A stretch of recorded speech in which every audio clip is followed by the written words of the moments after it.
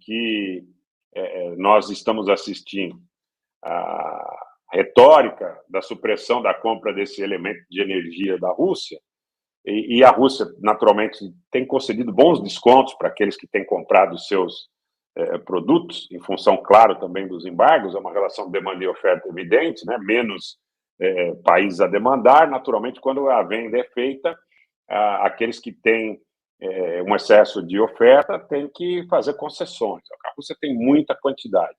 Mas ainda fazendo essas concessões, gente, eles estão ganhando muito dinheiro.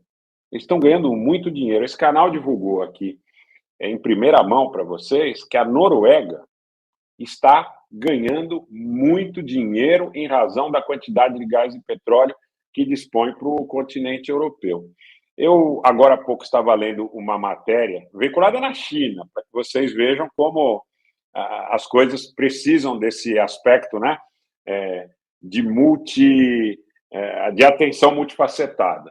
Então, numa leitura que fiz num jornal chinês que trata de economia e que é bastante presente na região de Hong Kong, inclusive, eles comentando a respeito dessa supressão de gás por parte do Nord Stream, de cerca de 40% do volume em relação ao volume original, de 167 milhões para 100 milhões, né, de metros, de 100 milhões cúbicos de metros por dia, né, eles dizem o seguinte: primeiro, eles confirmam aí que a falha seria da companhia Siemens alemã, que teria problemas aí no transporte e no reparo das estações de bombeamento, e isso, inclusive, dentro de trechos do Nord Stream ainda na Federação Russa, tá? Eles dizem que são problemas tecnológicos e tudo mais. Aí eles falam claramente sobre o aumento que chegou a 13% hoje no mercado futuro holandês, o que é uma situação extremamente preocupante. Mas tem um ponto aqui que eu queria dividir com vocês, que inclusive eu destaquei, aqui é uma matéria muito extensa, mas diz aqui o seguinte: olha, enquanto o risco de disrupção do gás russo é de alguma forma mitigado, os compradores europeus estão comprando mais gás natural. Gente, essa matéria é de jornal chinês, prestem atenção, é uma informação de grande valia, se nós tomarmos ela a priori como verdadeira, para entender aquilo que a gente também vem falando há muito tempo sobre a dinâmica das razões do conflito de sua manutenção para ambos os lados. Então, vamos lá. Embora o risco de interrupção do fornecimento de gás russo tenha sido mitigado, os compradores europeus estão comprando mais gás natural de países não russos, né? Ele diz aqui de outras fontes, na realidade, fazendo a tradução em tempo real. Muitos países da Europa também estão procurando desenvolver novos campos de gás natural. E o governo holandês anunciou hoje que a Holanda e a Alemanha perfurarão conjuntamente um novo campo de gás natural no Mar do Norte. Além disso, o clima de alta temperatura coloca, nesse momento, muitas partes da Europa em estado de alerta precoce, aumentando a demanda por gás natural.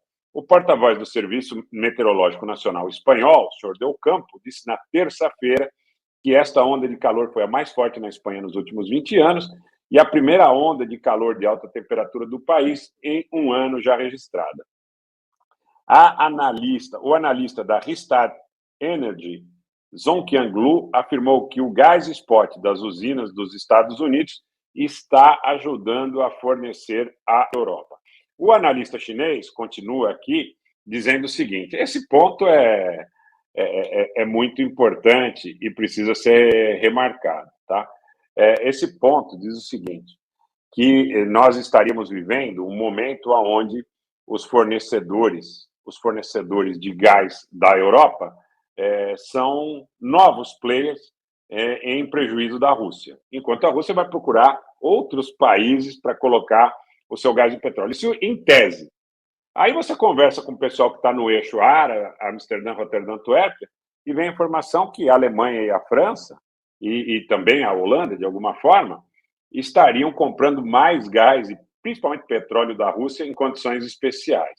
Gente, principalmente a França e a Alemanha. Quem começou a acompanhar o canal do Rogério Litablian antes do conflito, quando eu falava sobre as visitas do Macron, as visitas do Scholz a Moscou, quando eu falava sobre as tratativas, as conversações e a demonstração, inclusive em falas expressas de lideranças na França e na Alemanha, que a agenda dos países era diferente da agenda dos Estados Unidos e da Grã-Bretanha. Nós estamos assistindo que, em termos práticos, o conflito aí já com quase 4 meses de duração, no campo militar a Rússia leva vantagem, no campo econômico também, com grande risco de quebra, de fissura na unidade da União Europeia e da OTAN. Então, essa é uma realidade. Essa é uma realidade. Não se trata aqui de ter simpatia por um lado ou por outro. Agora há pouco nós veiculamos uma entrevista de um brasileiro que é voluntário em Donetsk. Isso não quer dizer, gente, que nós sejamos responsáveis pelas opiniões que ele emite. Naturalmente, todo emitente é responsável por suas opiniões. Mas é importante que nós possamos abrir espaço para um contraditório, coisa que a grande mídia muito pouco faz. Muito pouco. Eu sempre digo que o comentário da grande mídia geralmente é um degradê que vai do roxo ao pink, mas que efetivamente não dá espaço ao contraditório. O Edson Bittencourt diz aqui, ótima entrevista do brasileiro lutando em Donetsk. Então, se vocês quiserem, depois desse vídeo, vocês podem observá-lo. Está dizendo o seguinte, Rogério Albuquerque de Mercedes, a queda do valor do barril se deu em uma manobra estadunidense e Emirados Árabes em transbordar a produção de petróleo. Os Estados Unidos não exportaram petróleo por 40 anos, tudo planejado.